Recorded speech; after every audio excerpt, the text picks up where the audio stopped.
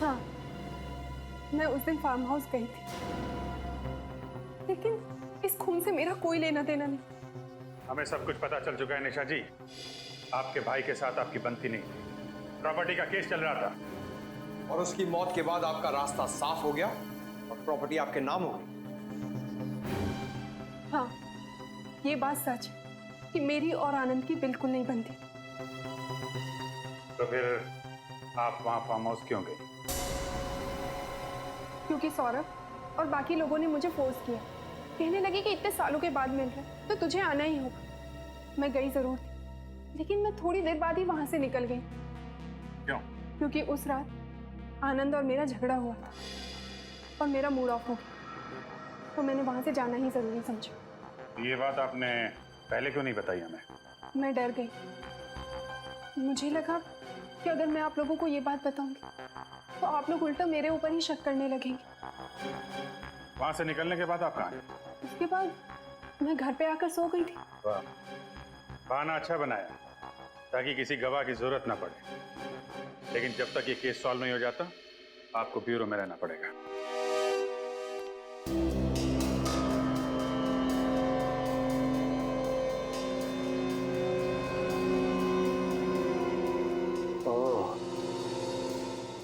तारिका।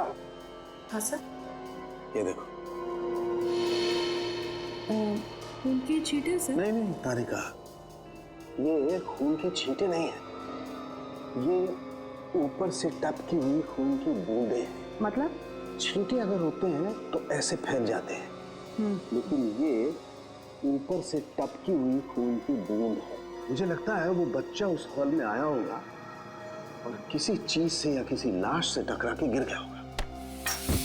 तू भी क्या याद करेगा किस रईसजादे से पाला पड़ा है? हाँ। I'm sorry. You fine ना? क्या? Excuse me, we have taken these shirts. Could you make the bill, please? Oh my God, this man is bleeding.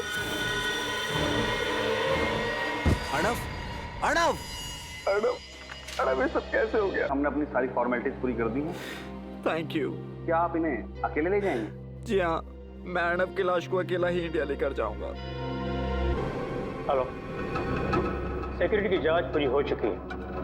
Flight 3 बजे यहाँ से रवाना होगी और 6 बजे वहाँ पहुँच जाएगी। अब आगे क्या करना है ये तुम अच्छी तरह जानते हो।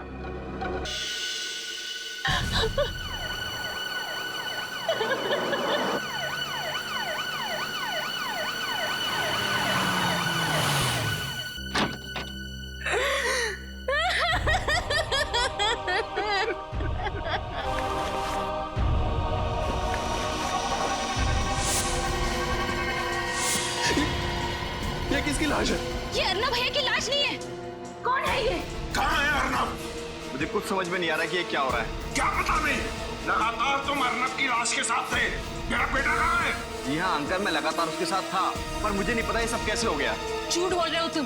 कहाँ है अर्नब भैया की लाश? देखिए, मुझे सचमुच में नहीं पता कि ये लाश किसकी है और कैसे आ गई कॉफिन में। पापा। मिस्टर वंश, सिलारो से लेके मुंबई तक अर्नव की लाश के साथ तुम ही थे, और तुम्हें पता नहीं कि अर्नव की लाश कॉफिन से कहाँ गायब हो गई और उसकी जगह ये इस आदमी की लाश आ गई। और ये आदमी कौन है? नहीं सर, मैं तो आज पहली बार इस आदमी को देख रहा हूँ। अब ये आदमी कैसे मरा और कैसे इस कॉफिन के अंदर पहुंचा, मुझे इसके बारे में कुछ नहीं पता। अभिजीत, हाँ सर। इस आदमी को मरे हुए 24 घंटे भी नहीं हुए और इसकी गर्दन एक तरफ मुड़ी हुई है। लगता है इसकी मौत गर्दन मरोड़ने की वजह से हुई है। बाकी माजरा क्या है ये तो फॉरेंसिक लैब में जाकर के ही पता चलेगा। और सर, जो एनवलप में पेपर्स थे मैंने अच्छी तरह से चेक किए, सब कुछ ठीक ठाक है। मतलब ये कॉफिन वही है जिसमें अर्नव की लाश रखी गई थी? हाँ सर।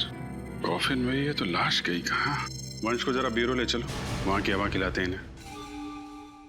देखो वंश, सिलारो पुलिस का रिपोर्ट है कि जब अर्नव की उस मॉल में मौत हुई उस वक्त तुम उसके साथ थे। ये बात सच है सर। यहाँ तक कि अर्णव की लाश को मुंबई लाने की सारी फॉर्मेलिटीज मैंने की, सारे पेपर्स पे साइन भी मैंने ही किए हैं। और फिर भी तुम कह रहे हो कि तुम्हें पता नहीं ये लाश गायब कैसे हो गई अर्नव की, और तुम चाहते हो कि हम तुम पर विश्वास करें। सर सच यही है, 1 हफ्ते बाद अर्णव इंडिया वापस आने वाला था, इसलिए उसे कुछ शर्ट्स की शॉपिंग करनी थी। शॉपिंग करने के बाद जब हम बिलिंग काउंटर की तरफ बढ़ने लगे तभी एक औरत उससे टकराई। उसके कुछ देर बाद जब हम बिलिंग काउंटर पर पहुंचे तो अर्णव की छाती से खून निकलने लगा और सर अर्णव की मौत हो गई सर। क्या ये औरत अकेली थी? औरत अकेली नहीं थी, उसके साथ प्राइम में एक बच्चा था। औरत के साथ एक बच्चा था तो फिर जरूर ये औरत अर्णव से जानबूझकर टकराई और टकराते वक्त उसने उसके शरीर में कुछ तो चुभो दिया जिसकी वजह से अर्णव की छाती में से खून निकलने लगा और अर्णव मर गए। पता लगाना पड़ेगा इस औरत का। सालुके साहब, इसके बारे में क्या कहना आपका? सचिन, इसकी गर्दन मरोड़ दिए जाने की वजह से इसके गर्दन की हड्डियां भी टूट गई हैं। और जब हमने इसकी खाल पर लिटमस टेस्ट किया तो लिटमस पेपर का रंग नीला पड़ गया, और ऐसा तब होता है जब खाल पर नमक की मात्रा ज्यादा हो। ओह, तो इसका मतलब ये आदमी किसी ऐसे इलाके में रहता था जहां आसपास समंदर हो। बिल्कुल ठीक सचिन, क्योंकि हमें इसकी खाल पर से ये फिश स्केल, मछली की खाल भी मिली है। तो सर फिर तो ये बात बिल्कुल पक्की हो जाती है कि ये आदमी समंदर के आसपास वाले इलाके में ही रहता था। और एक बात बताओ, जब तुम मुंबई एयरपोर्ट उतरे अर्णव की लाश के साथ, मेरा मतलब है कॉफिन के साथ, तो क्या तुमने कुछ देर के लिए उस कॉफिन को अकेला छोड़ा था? कहीं दूर गए थे उस कॉफिन से? नहीं सर, मैंने अर्णव के कॉफिन को बिल्कुल भी अकेला नहीं छोड़ा था। मगर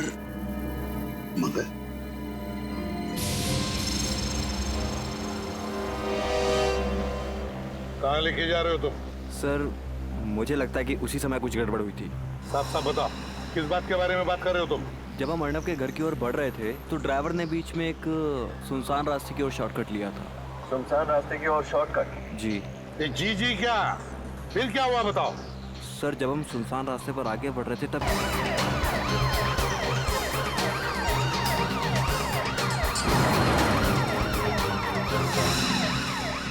लाइसेंस दिखाइए।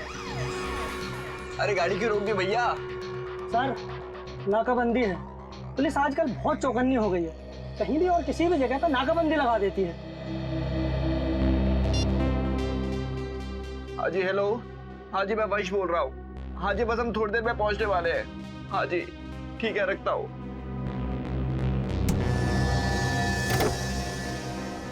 अरे भैया कहाँ जा रहे हो? कितना टाइम लगेगा? टाइम लगता है। कितना टाइम लगता है? अरे बोला ना टाइम लगता है। आप अपने पेपर दिखाइए। पेपर?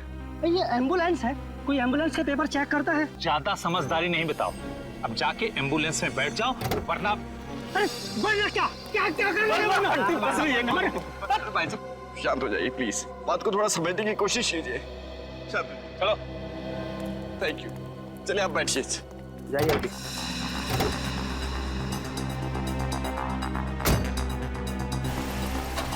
चलो आगे।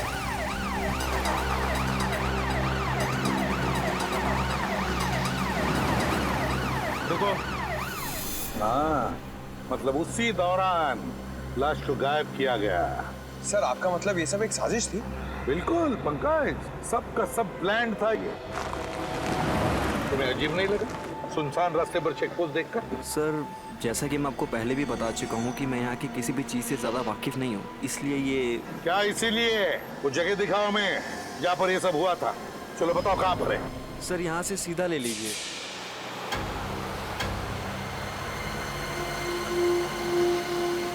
सर थोड़ा सा आगे सर, थोड़ा सा। हाँ सर बस सर, यही वो जगह सर।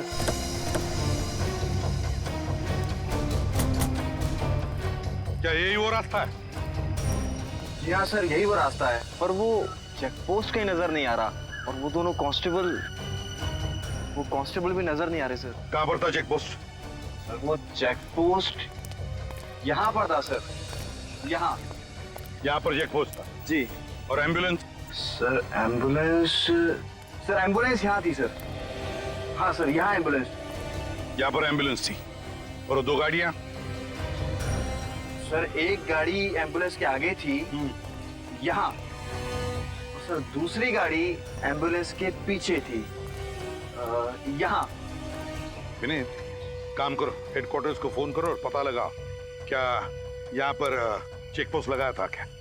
हाँ जल्दी। एम्बुलेंस बिल्कुल यहाँ पर थी। क्या ये ढक्कन बीचों बीच था? मेरा मतलब है एम्बुलेंस के चारों टायर्स के बीचों बीच था? जी हाँ, लगभग बीचों बीच ही था ना?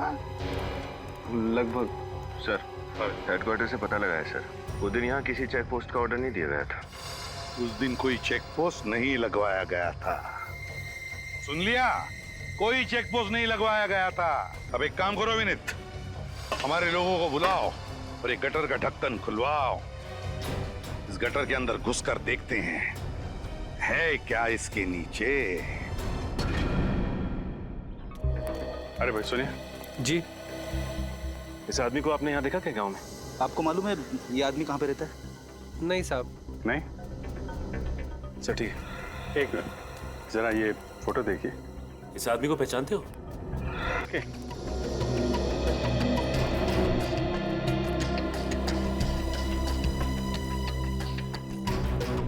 अरे सुनो जरा, ये इस आदमी को पहले कभी देखा यहाँ पे? आप? नहीं साहब, मैंने कभी इस बस्ती में देखा नहीं इसे। अच्छा,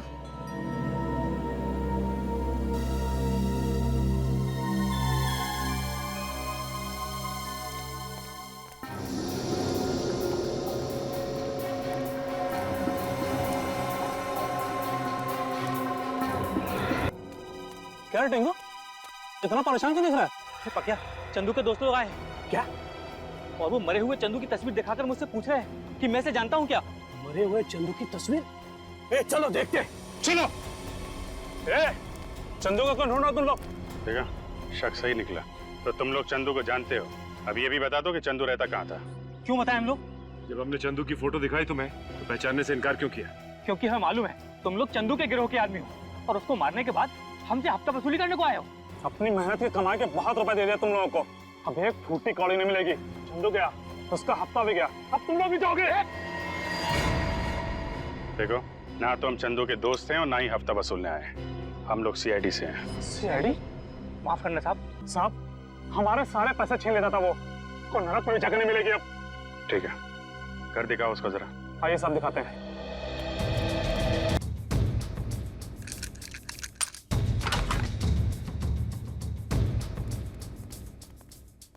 चेक करो घर को अच्छी तरीके से, देखो। सर। हाँ बेट, ये सामान देखिए। लाइट और साउंड का सामान। ये चंदू करता क्या था? कुछ फिल्म में काम करता था क्या? नहीं सर, फिल्म में नहीं। जुहू में कोई नाटक मंडली है, वहाँ पर लाइट और साउंड का काम संभालता था। सर, इसमें हथियार रखे हुए हैं। ये देखिए सर।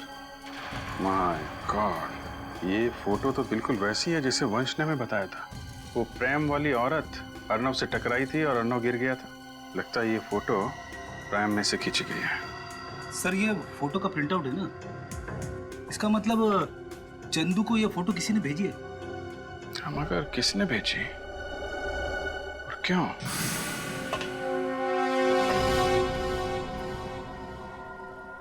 काफी फिसलन है, संभाल के। हाँ सर।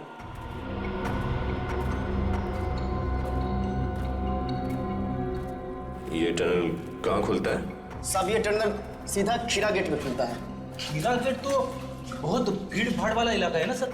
मतलब अर्नव की लाश को उस खीरा गेट से बाहर ले जाने का खतरा तो नहीं उठाएगा वो? हाँ सर, हो सकता है कि एम्बुलेंस और बाकी गाड़ियों के जाने के बाद उसने अर्नव की लाश को वहीं से बाहर निकाला।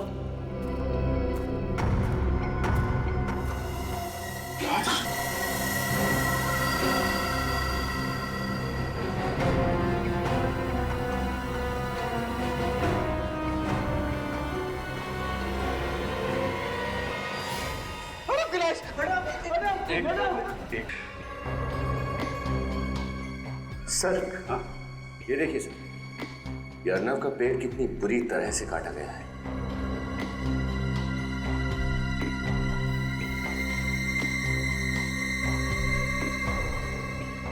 सर, पॉलीमर शीट का टुकड़ा, इस पे खून लगाए। पॉलीमर शीट के ऊपर खून, इसका पेट कटा हुआ है। इसका कोई संबंध तो नहीं है?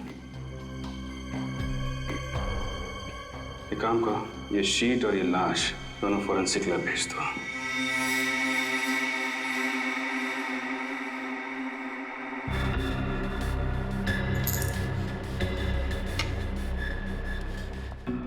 आपका शक सही निकला सर, ये केमिकल्स रंग बदल रहे हैं। भगवान ने कितना कमाल का दिमाग दिया इंसान को, लेकिन इंसान अपने दिमाग का इस्तेमाल कितने घिनौने काम करने के लिए करता है।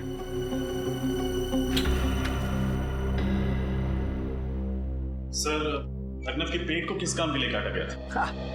सुनोगे ना, तुम लोगों के होश उड़ जाएंगे। अच्छा, ऐसी क्या बात? तारिका बताओ, ऐसी क्या बात है? अर्नव के पेट में से हमें नाइट्रोग्लूकोइड के अंश मिले। नाइट्रोग्लूकोइड? इसका इस्तेमाल तो डायनामाइट बनाने में किया जाता है ना? सर, उस शीट से कुछ पता चला? दरअसल उसी शीट में लपेट करके वो डायनामाइट अर्नव के पेट में रखा गया था। सर, मान लिया कि डायनामाइट को अर्नव के पेट में उस शीट में छुपा के स्मगल किया गया, लेकिन एयरपोर्ट पर किसी एक्सरे मशीन में वो पकड़ा कैसे नहीं गया? एक्सरे डिटेक्टर्स भी एक हद तक ही काम करते हैं। कि ये डायनामाइट हिंदुस्तान में किसने स्मगल किया और इस वक्त ये डायनामाइट है कहाँ? एक बात है, इस अर्णव को ही क्यों मारा? अर्णव को ही क्यों मारा? जरूर इस अर्णव का उन डायनामाइट स्मगलिंग वालों के साथ कोई ना कोई कनेक्शन था, कोई ना कोई कनेक्शन जरूर था। हाँ सर, ये बात। प्लान का पहला हिस्सा सिलारो में पूरा हुआ, दूसरा हिस्सा पूरा हुआ मुंबई में, और शुरुआत हुई उस शॉपिंग मॉल में जहां पर वो औरत अर्णव से टकराई थी और उसके छाती में उसने वो सुई घोंप दी थी। सर, सिलारो पुलिस से जो जानकारी मांगी गई थी मिल गई सर। इस डीवीडी में उस वक्त का सीसीटीवी फुटेज है जिस वक्त अर्णव शॉपिंग मॉल में था, और इसमें कुछ और भी जानकारी है सर। डीवीडी लगाओ सर।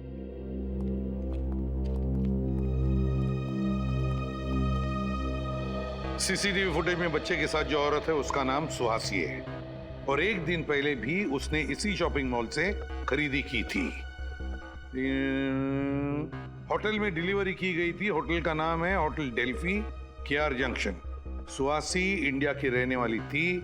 सुहासी 25 अप्रैल की रात ही दिल्ली के लिए रवाना हुई थी।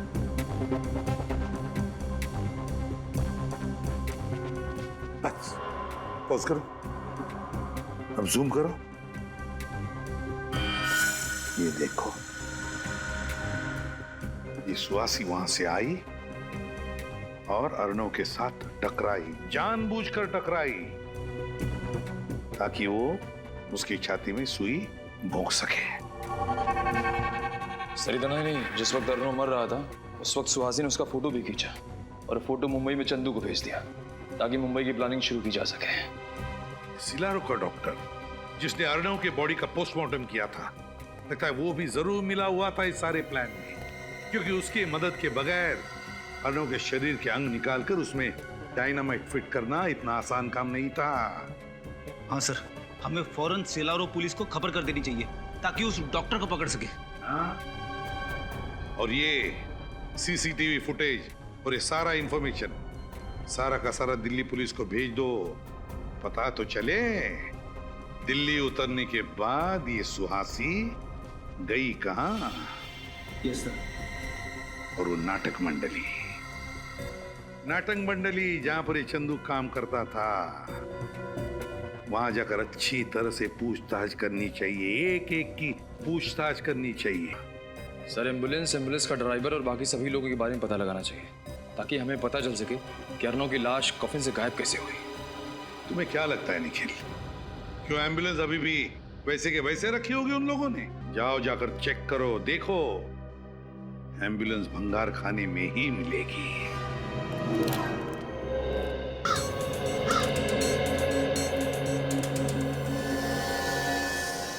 ये एम्बुलेंस,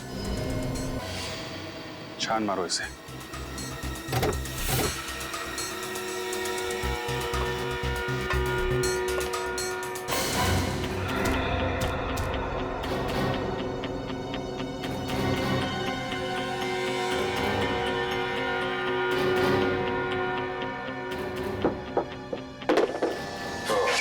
तो ये है एम्बुलेंस का खुफिया दल।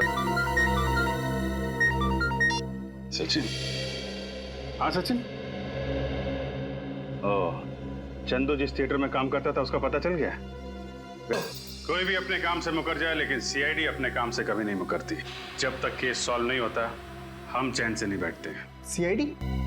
चंदू है ना, तुम लोगों के साथ लाइट और साउंड डिपार्टमेंट में काम करता था। ये तो मर गया, लेकिन कैसे हुई इसकी मौत और कब? मौत कैसे हुई और कब हुई इसी का पता लगा रहे हैं हम लोग। फिलहाल इतना बता सकते हैं कि जिस कॉफिन में अर्नव की लाश मिलनी चाहिए थी उसी कॉफिन में हमें चंदू की लाश। चंदू पिछले महीने हम दोनों से कॉफिन बनाने वाले के बारे में पूछा। आप लोगों को ये बात अजीब नहीं लगी? एक लाइट साउंड डिपार्टमेंट का आदमी कॉफिन बनाने वाले के बारे में पूछ रहा था। सब ये बात तो हमें भी बहुत अजीब लगी, पर बाद में हमने उसे कॉफिन बनाने वाले का नंबर दे दिया। तो क्या फिर वो उसके पास गया? वो तो हमें नहीं मालूम साहब, लेकिन कुछ दिनों बाद वो कॉफिन बनाने वाला 2 हफ्तों के लिए सिला। सर उस कॉफिन बनाने वाले का नंबर एड्रेस देना। जैसे कि तुझे पता है ये कॉफिन का बेस है, तल है, इसके ऊपर है ये नर्व बोल्ट और ये है एक इलेक्ट्रोमैग्नेट। अब देख, जैसे ये इलेक्ट्रोमैग्नेट मैं इन बोल्ट्स पर चिपकाता हूं, ये बेस ऊपर चला जाएगा। देखा क्या हुआ? जैसे एम्बुलेंस उस गटर के कवर पर आकर खड़ी हो गई, गटर के अंदर से 2 लोग बाहर आए चंदू की लाश के साथ। गटर के नीचे से फिर उन्होंने ये इलेक्ट्रोमैग्नेट एम्बुलेंस के फ्लोरिंग को चिपका दिया। हुआ क्या कि इस इलेक्ट्रोमैग्नेट की वजह से एम्बुलेंस का फ्लोरिंग, उसके साथ साथ कॉफिन का ये तल, ये बेस और उसके ऊपर जो अर्नव की लाश लेटाई गई थी, वो ये तीनों के तीनों नीचे आ गए, एम्बुलेंस से अलग हो गए। तुरंत उन लोगों ने अर्नव की लाश बाजू में करके चंदू की लाश लेटा। तो ये हुआ है। हाँ पंकज,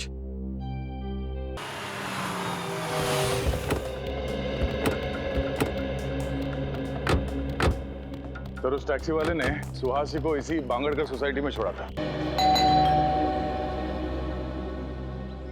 अरे बोलो ना कौन है? सुहासी जी ने आपके लिए पार्सल भेजा है, दरवाजा खोलिए और ले लीजिए। कहाँ है पार्सल? भंगार में। क्यों डाला एम्बुलेंस को भंगार में? कौन सी एम्बुलेंस? उस चमत्कारी एम्बुलेंस के ड्राइवर आप ही है ना? कौन सी चमत्कारी एम्बुलेंस की बात कर रहे हो आप लोग? और आप लोग हैं कौन? CID। CID?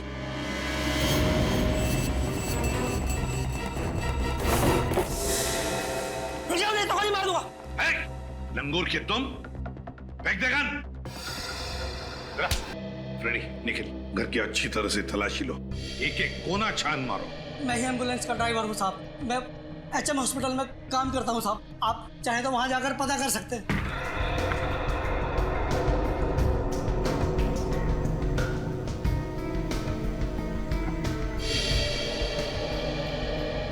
वो दोनों गाड़ी के ड्राइवर और वो वार्ड बॉयज तुम्हारे जैसे वो भी शामिल थे ना इस सारे चक्कर में? साहब मुझे चंदू ने पैसों का लालच देकर कहा था एम्बुलेंस को शॉर्टकट रास्ते से ले जाना, और उसके बाद से चंदू गायब है साहब। चंदू गायब नहीं हुआ, चंदू का खून कर दिया गया।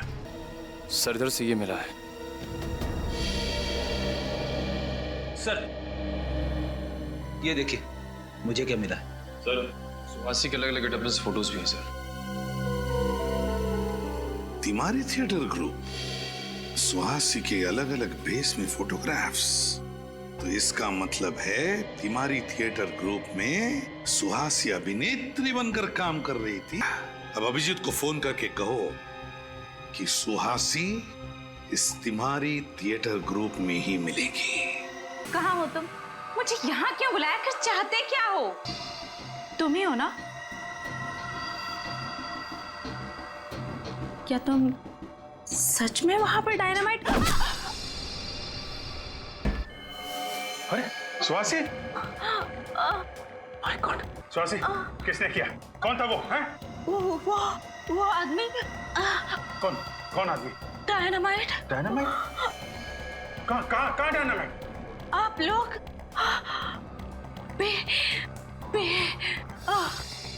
सर जिंदा है, सांसें चल रही हैं। हम लोग बोल रही थी और बी।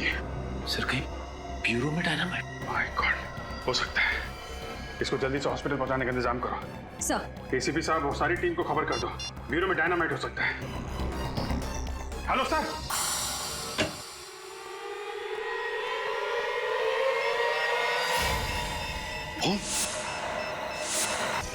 जॉय तुम तुमने बॉम्ब लगाया ब्यूरो में? मैंने जगह जगह पर डायनामाइट्स फिट कर दिए हैं। आधे घंटे में पूरा ब्यूरो उड़ जाएगा। पागल हो गए हो तुम? 2 सिपाहियों को मारकर तुमने ब्यूरो के अंदर बॉम्ब फिट किया, डायनामाइट। कुछ नहीं बिगाड़ पाओगे तुम लोग मेरा। रुक जाओ, रेडी, पंकज। ये आदमी हाथ से छूटना नहीं चाहिए, समझे?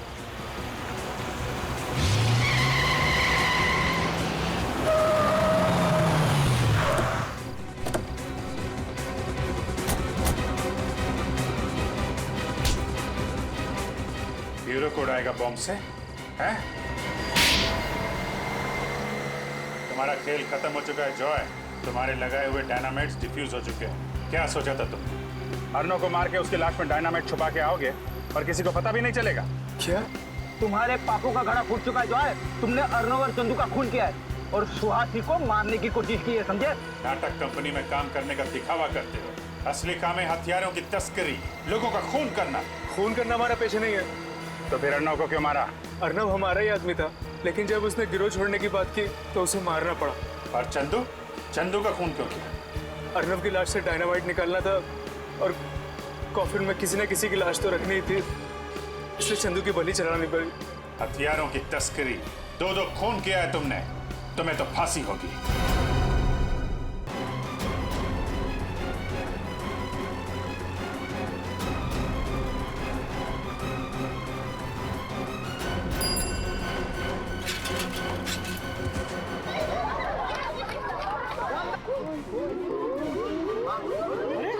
इतना सारा खून, सीआईडी को बुलाना पड़ेगा।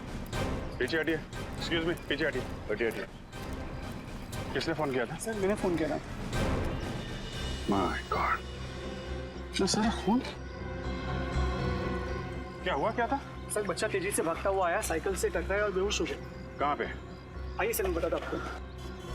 सर इस तरफ। सर।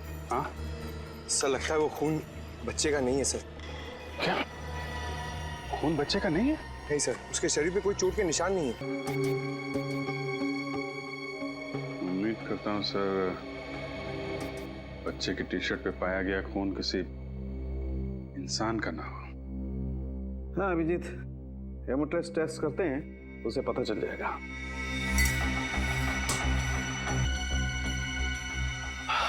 सॉरी अभिजीत, तुम्हारा मनचाहा जवाब नहीं दे सकता।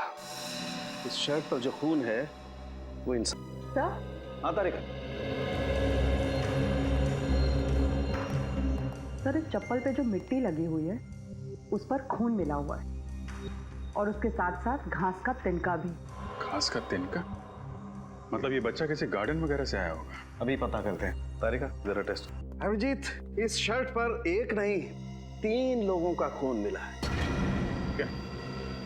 3 लोगों का खून? My God. अभिजीत। हाँ तारिका। अभिजीत इस मिट्टी में जंतु और कीटाणुनाशक दवाइयां मिली है। जंतु और कीटाणुनाशक दवाइयां? मतलब ये बात पक्की है कि बच्चा किसी खेत खलियान से ही गुजरा है। फार्म हाउस के अंदर गाड़ी पार्क्ड है, लगता कोई है अंदर। चलो देखते हैं।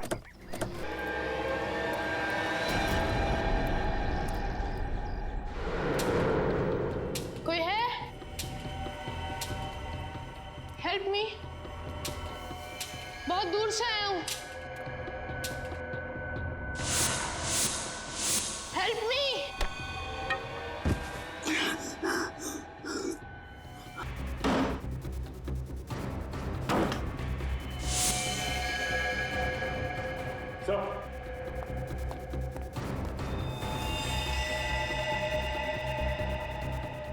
चार लाशें एक घर में।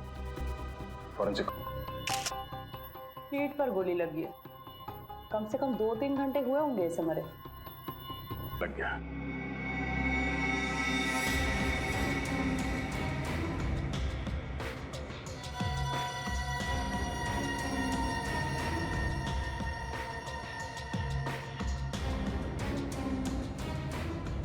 डॉक्टर तारिका, लगता है कि ये सारे खून इसी गन से हुई है।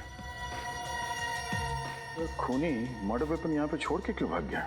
मुझे तो लगता है कि इस आदमी ने खुद अपने आप पे गोली मारी है। इस आदमी ने अपने आप पे गोली मारी है। चारों की मौत इस गन से निकली हुई गोली से हुई है और इस गन पर खून के छींटे भी हैं। सर किसका खून है ये? सौरभ का खून है।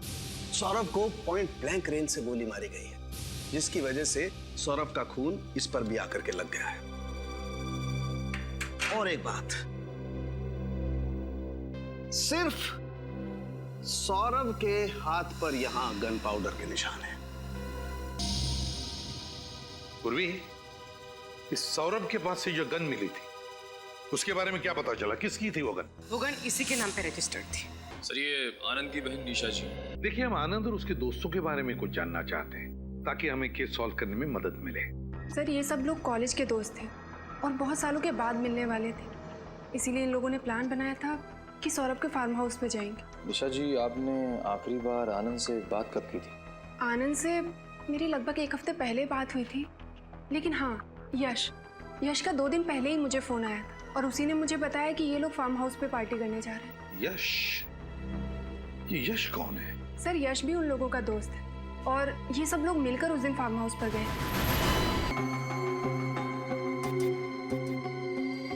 सौरभ, विशाल, आनंद और नितिन, 4 ही लोग तो थे फार्म हाउस पर। 4 नहीं सर, 5 लोग थे। 5? मतलब? यश भी तो था सर। यश के टेलीफोन नंबर्स है ना तुम्हारे पास? घर का सेलफोन नंबर वगैरह? हाँ सर।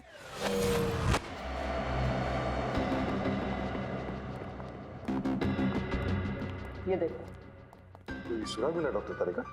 पता नहीं कितने काम का है, लेकिन थोड़ा अजीब जरूर है। क्यों? अजीब क्या है? इस बाल की लंबाई देखो। यहाँ पर जितने भी लोग मरे थे उनमें से किसी के भी बाल इतने लंबे नहीं थे।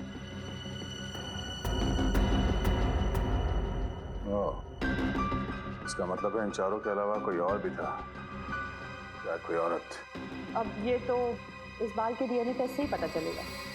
हाँ। मोबाइल बंद। मोबाइल बंद आ रहा है? सर, हाँ, यश के पिताजी से बात हुई। यश तो घर पे है ही नहीं। घर पर लौटा ही नहीं, सेलफोन बंद आ रहा है, कुछ तो गड़बड़ जरूर है। यश का फोटो है? हाँ सर, 1 मिनट। काम करो, यश का फोटो सारे police station, railway station, bus stand और चेक नाकों पर भेज दो और दया को भी इन्फॉर्म करो। यश का मिलना बहुत जरूरी है, बहुत जरूरी है। सर, ये दवाइयां और प्रिस्क्रिप्शन लेटर मिला है, इस पे सौरभ का नाम लिखा है। सौरभ, और प्रिस्क्रिप्शन दिया है डॉक्टर मुकेश ने। ये दवाई दिखाइए। ये दवाइयां तो अक्सर उन लोगों को दी जाती है जो डिप्रेशन और टेंशन के शिकार होते हैं। तो सौरभ को किस बात की टेंशन थी, अब वो तो ये डॉक्टर मुकेश ही बताएंगे।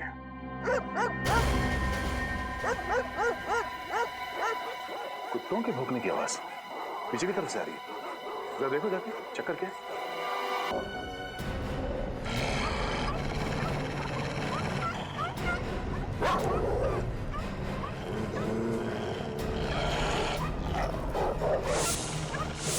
My God.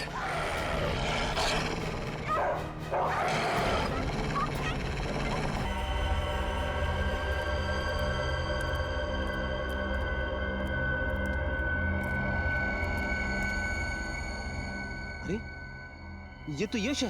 ये देखो फ्रेडी, ये इसकी पीठ में यहाँ पीछे से गोली मारी गई है और एक गोली यहाँ किडनी के पास। लेकिन एक बात समझ में नहीं आ रही है, ये सारे खून कर कौन रहा है? Sir I.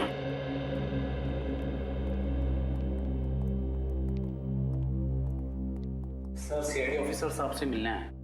मैं बाद में बात करता हूँ। बैठिए। Thank you doctor. Mister Saurabh का इलाज आप ही करते हैं? हाँ, कई सालों। क्या बीमारी थी सौरभ को? डिप्रेशन, बेचैनी, टेंशन लेना। लेकिन आप ये सब मुझसे क्यों पूछ रहे हैं? दरअसल एक फार्म हाउस में हमें सौरभ की लाश मिली। लाश? कैसे हुआ? पक्का तो कुछ नहीं कह सकते, लेकिन अभी सिर्फ इतना पता चला है कि उसकी मौत गोली लगने की वजह से। लेकिन उससे ऐसी कोई बीमारी नहीं थी कि इंसान उस बीमारी में किसी का खून कर दे। उसकी दवाइयों का भी कोई साइड इफेक्ट नहीं था। लेकिन सर वो तो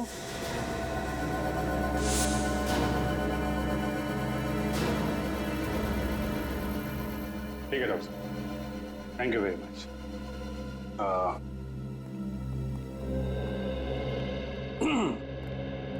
छोड़ने नहीं चलोगे?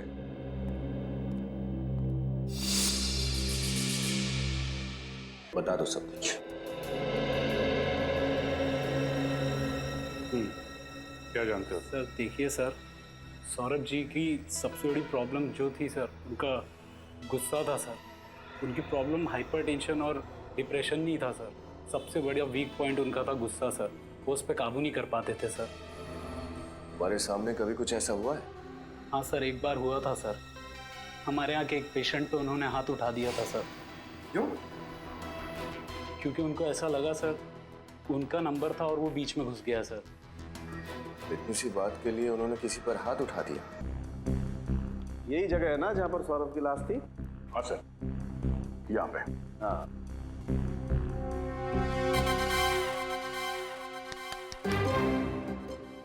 सौरभ बन जा। यानी कि मैं मर जाऊं? इस सोफे पर जैसे सौरभ की लाश मिली थी वैसे जाकर के बैठ जा। हाँ।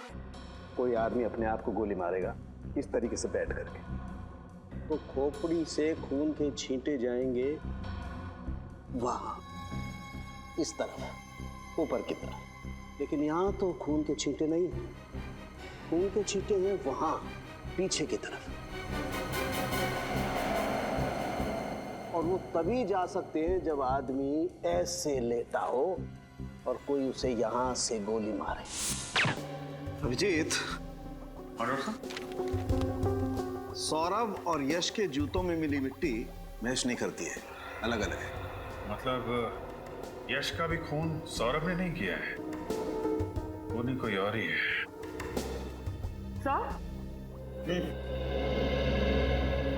फार्म हाउस में जो बाल मिला था उसकी डीएनए रिपोर्ट आ चुकी है। ये बाल किसी लड़की क्या क्या पता चला इसे डीएनए रिपोर्ट से? ये लड़की का डीएनए उन 5 मरे हुए लोगों में से एक आनंद के डीएनए से मैच करता है। आनंद के डीएनए से? यानी उसकी कोई रिश्तेदार? आनंद की तो सिर्फ एक ही रिश्तेदार है, उसकी बहन निशा। निशा? लेकिन सर जब निशा ब्यूरो में आई थी तब उसने बताया नहीं था कि वो भी फार्म हाउस गई थी। अपराधी अपने आप तो बोलेगा नहीं कि मैंने अपराध किया है, उससे सच उगलवाना पड़ता है।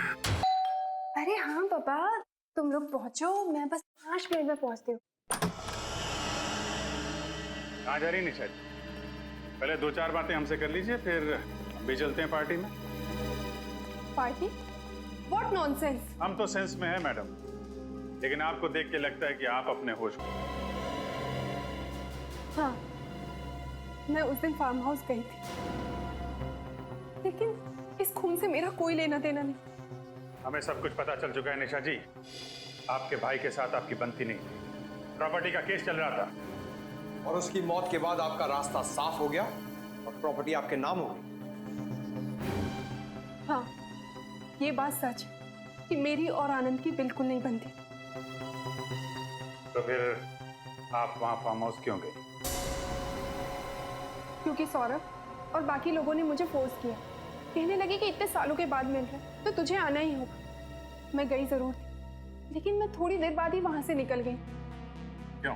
क्योंकि उस रात आनंद और मेरा झगड़ा हुआ था और मेरा मूड ऑफ हो गया, तो मैंने वहां से जाना ही जरूरी समझा। ये बात आपने पहले क्यों नहीं बताई हमें? मैं डर गई।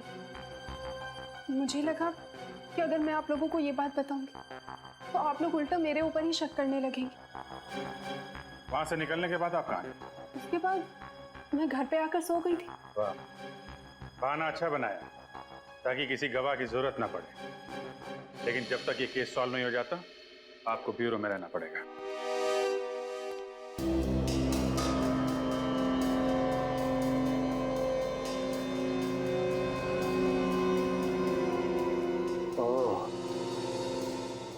तारिका। हाँ सर। ये देखो। खून के छींटे सर? नहीं तारिका, ये खून के छींटे नहीं है, ये ऊपर से टपकी हुई खून की बूंदें हैं। मतलब छींटे अगर होते हैं तो ऐसे फैल जाते हैं, लेकिन ये ऊपर से टपकी हुई खून की बूंद है। मुझे लगता है वो बच्चा उस हॉल में आया होगा और किसी चीज से या किसी लाश से टकरा के गिर गया होगा। हम इस खून को चेक कर लेते हैं जैसे बाकी के खून का सैंपल लिया था। हाँ डॉक्टर साहब, छड़ी पे जो खून मिला था क्या पता चला उसके बारे में? अभिजीत, ये खून उन 5 मरने वालों में से किसी का भी नहीं है। फिर तो निशा का ही होगा। नहीं, निशा के खून से भी मैच नहीं होता। वो क्रिमिनल रिकॉर्ड में चेक करके देखा?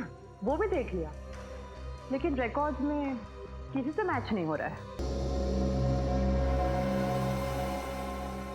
एक बात तो पक्की है कि इन 5 में से किसी ने भी किसी को नहीं मारा और ना ही किसी ने आत्महत्या की है। सर, जिस किसी ने भी ये किया है उसे पहले से मालूम था कि ये 5 दोस्त उस फार्म हाउस में एक ही छत के नीचे मिलने वाले थे। मगर इन 5 को क्यों मारा? 5 को क्यों मारा? ऐसे भी क्या दुश्मनी? सर, ये 5 कॉलेज के टाइम के दोस्त थे सर। मतलब जो कुछ भी हुआ कॉलेज में हुआ, पर अब इन 5 की मौत के साथ वो राज भी दफन हो गया। सर, सौरभ के माता पिता। नमस्ते, माफ कीजिए हमें, हम आप लोगों को थोड़ी तकलीफ दे रहे हैं। बात यह है कि आपके बेटे के खूनी तक पहुंचने के लिए हमें आपकी थोड़ी मदद चाहिए। क्या आपके बेटे का किसी के साथ कोई झगड़ा वगड़ा था? बहुत शांत स्वभाव का था सर, वो किसी से ज्यादा बातें भी नहीं करता था वो। मगर बचपन से वो ऐसा नहीं था सर, मुझे आज भी याद है। वो कॉलेज की आखिरी दिन वाली पार्टी की रात थी, बस उसी रात से वो ऐसा हो गया। क्या हुआ था उस रात को? पता नहीं सर, बस पार्टी से आया और सीधा ही अपने कमरे में चला गया। 3 दिन तक वो बाहर नहीं आया, ना कुछ खाया ना कुछ पिया, कुछ भी नहीं सर, कुछ भी नहीं। इसीलिए हमने डॉक्टर मुकेश की मदद ली, उनसे हमारे घरेलू संबंध। पूर्वी, जरा इन्हें छोड़ा ना। दया, पता लगाना पड़ेगा इन 5 के बारे में। सर, अजीत से फोन पर सारी बात हुई थी। उसने बोला था कि हल्के नीले कलर की टी-शर्ट में यहीं पर जॉगिंग कर रहा है और यहाँ पर जो ठेला है उसी के पास मिलेगा। मिस्टर अजीत। जी हाँ, आप लोग सीआईडी से? जी। कहिए सर, मैं आपकी क्या मदद कर सकता हूँ? हमें इन 5 के अतीत के बारे में कुछ जानकारी चाहिए थी, इसलिए हम आपसे मिलने आए। इन 5 का खून हो गया है। कौन? 5 का एक साथ? आप इन्हें अच्छी तरह से जानते थे, तो क्या आप बता सकते हैं कि कॉलेज के आखिरी दिन में जो पार्टी हुई थी उसमें क्या हुआ था एग्जैक्टली? उस रात, अरे इन 5 ने तो हंगामा किया था। इन्होंने शराब पीकर गाली गलौज किया था और कॉलेज के ट्यूबलाइट पर शीशे तोड़ दिए थे, इसलिए कॉलेज के डीन ने इन्हें कॉलेज से बाहर निकाल दिया था। सर, उस रात ये 5 दोस्त एक साथ सौरभ के फार्म हाउस गए थे और इन लोगों ने हद से ज्यादा पी रखी थी। उस रात फार्म हाउस के रास्ते में जरूर कुछ हुआ था जिसकी वजह से सौरभ को गहरा सदमा लगा। पता करना पड़ेगा कि हुआ क्या था उस रात।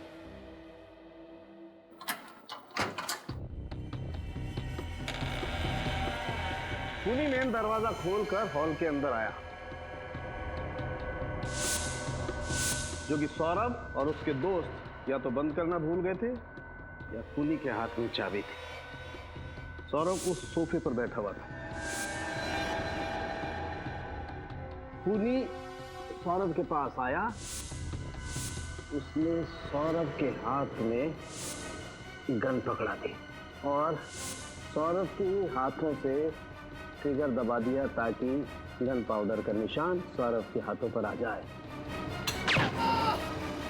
सौरभ की चीख सुनकर विशाल कमरे में से बाहर आया और जैसे विशाल कमरे से बाहर आया, खूनी ने उस पर भी गोली चला दी। विशाल को गोली लगने के बाद आनंद और नितिन हॉल में आए। मुझे मत मारो। खूनी ने आनंद को भागने का मौका नहीं दिया और उसके सीने पे गोली मार दी। भागने का मौका मिलते ही नितिन दरवाजे की तरफ भागा। जैसे वो भागा, खूनी ने उसे भी गोली मार दी उसके पीठ में। यश फार्म हाउस से निकल के जंगल के रास्ते भागा। खूनी ने उसका पीछा किया और उसके पीठ पे और गुर्दे पे गोली चला दी। खूनी लौटकर फिर से फार्म हाउस में आया और उसने अपनी गन सौरभ के पास रख दी। और जब बच्चा फार्म हाउस में आया तो इन्हीं लाशों से टकरा के गिर गया होगा। तभी इन तीनों का खून उसके शर्ट पे लग गया और घबरा के बच्चा यहां से बाहर भाग गया। अभिजीत, जंगल में जहां पर यश की लाश मिली, दोबारा वहीं पे जाकर अच्छी तरह से चेक करो, अच्छी तरह से चेक करो। कोई ना कोई सुराग है जो हमारी आंखों से छूटा है। ढूंढो उस सुराग को। फार्म हाउस शहर से काफी दूर है, पैदल तो नहीं आया होगा कोई। फिर यही वो जगह है जहां से हमें यश की लाश मिली थी सर। यहां से एक काम करते हैं, आसपास अच्छी तरह से चेक करते हैं, कुछ ना कुछ तो जरूर मिलेगा। देखो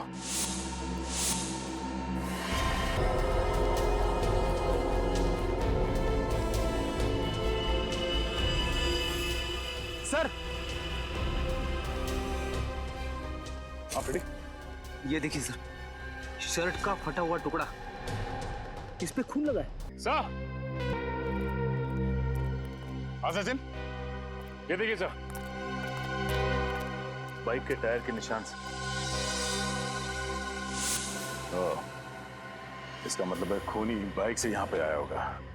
यहाँ पे बाइक पार्क करके जंगल के रास्ते से वो फार्म हाउस गया और फिर वहां पे खून करने के बाद फिर इसी रास्ते से बाइक पे बैठ के भाग। इस कपड़े पर सौरभ के खून के अंश पाए गए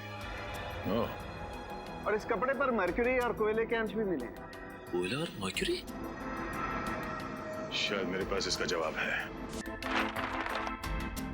जब हम नक्शे में फार्म हाउस ढूंढ रहे थे तब मेरी नजर यहाँ पड़ी। एक कोयले का खान है यहाँ पे, फार्म हाउस के रास्ते पे। सर, यानी कि ये खूनी कोयले की खदान में काम करता होगा या फिर उसके आसपास रहता होगा। सचिन, 5 दोस्तों की मौत हुई। उनके एक और दोस्त अजीत का कहना है कि कॉलेज की पार्टी के बाद वो 5 सौरभ की गाड़ी में फार्म हाउस जाने के लिए रवाना हुए थे और सर उसके अगले ही दिन ये आर्टिकल छपा था। जेपी मार्ग में हुई दुर्घटना। एक तेजी से आती कार ने राह चलते आदमी को टक्कर मार दी जिसकी जगह पे मौत हो गई। जेपी मार्ग तो ये फार्म हाउस के रास्ते पे पड़ता है। हाँ सर, और इन लोगों के निकलने के ठीक 45 मिनट बाद ये एक्सीडेंट हुआ था। इसमें यह भी लिखा हुआ है कि मरने वाले का 12 साल का बेटा इस एक्सीडेंट का चश्मदीद गवाह था, लेकिन गाड़ी चलाने वाला और उसके साथी वहां से भाग गए और कभी कानून के हाथ नहीं लगे। एक बात और सर, जिस आदमी का एक्सीडेंट हुआ था वो विजयनगर बस्ती में रहता था। विजयनगर बस्ती, और वो भी इस कोयले के खान के पास ही है।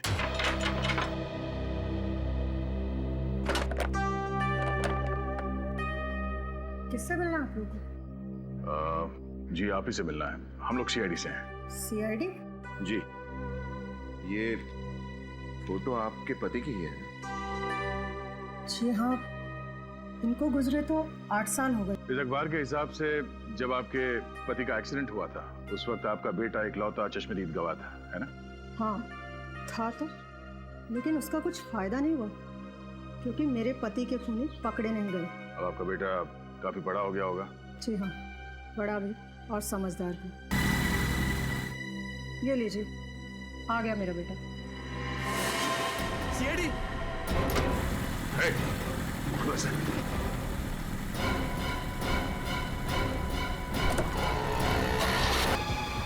बच के जाएगा कहाँ?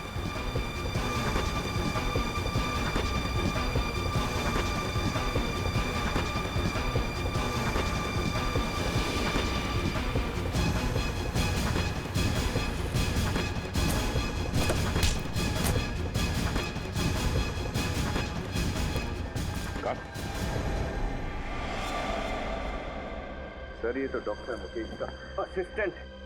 हमारा इलाज नहीं करोगे? हाँ? रंजीत, डॉक्टर मुकेश का असिस्टेंट रंजीत, उन 5 लोगों का खून तुमने ही किया है ना? हाँ, मैंने खून किया है, लेकिन मुझे इस चीज का कोई पछतावा नहीं है। क्योंकि उनको जीने का कोई हक नहीं था। वो पांचों गाड़ी से नीचे उतरे, मेरे पापा को तड़पता हुआ देखे हॉस्पिटल लेके जाने के बजाय वापस गाड़ी में बैठ के भाग गए। और इतने सालों के बाद भी तुम्हें उनका चेहरा याद रहा? हाँ? एक एक का चेहरा मेरे आंख के सामने था। एक दिन मेरे हाथ सौरभ की फाइल लगी जिसमें सौरभ ने एक्सीडेंट वाली बात कही थी और उसने डॉक्टर से कहा था कि उस एक्सीडेंट की वजह से मेरे बाबा की मौत हो गई। और फिर मेरा शक यकीन में बदल गया। और फिर तुमने बदला लेने का प्लान बनाया, लेकिन किसी की जान लेने का तुम्हें कोई हक नहीं। कानून को तुमने अपने हाथ में ले लिया, उन 5 लोगों का खून किया। अब तुम्हें तो फांसी ही होगी, फांसी।